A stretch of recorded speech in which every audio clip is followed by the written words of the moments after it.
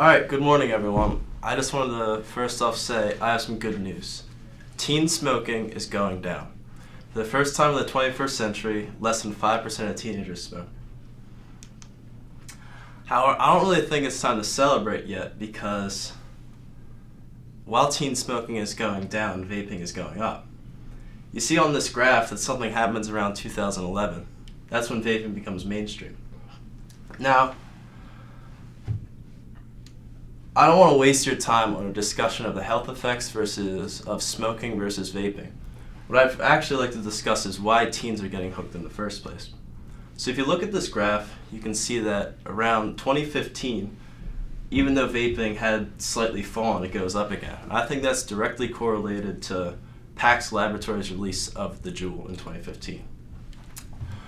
Now, the FTC is investigating PAC's Laboratories for the Juul, saying that they are marketing intentionally towards teenagers. They said the same thing about big tobacco in the 1970s. Now, I'm not saying that these ads are definitely targeted at young people. When we look at them side by side, you can see that they're both lifestyle ads showing, hip young people enjoying a tobacco product. But I don't think advertising alone is the sole reason why Juul has seen an 800% increase in sales in just 2018.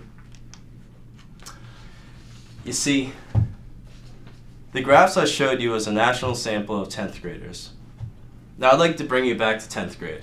I think for a lot of us it was a time of anxiety, a fear of social isolation. You didn't want to be ostracized from your peers.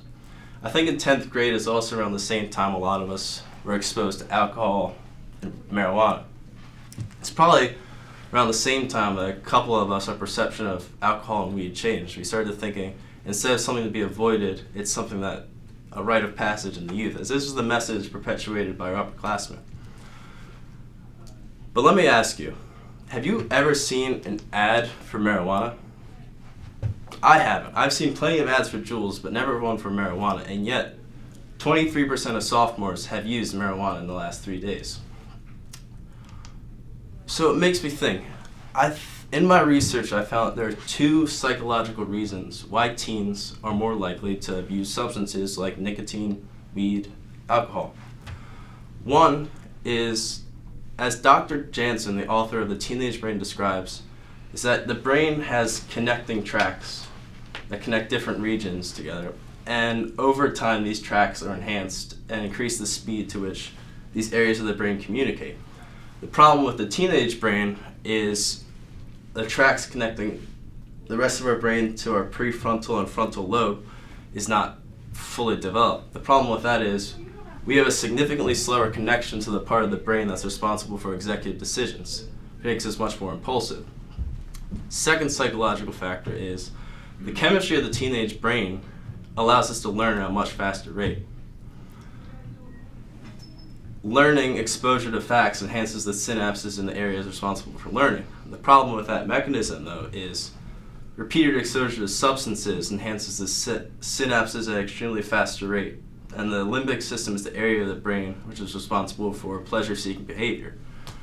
So basically, teenagers are much more impulsive and they get addicted to substances faster.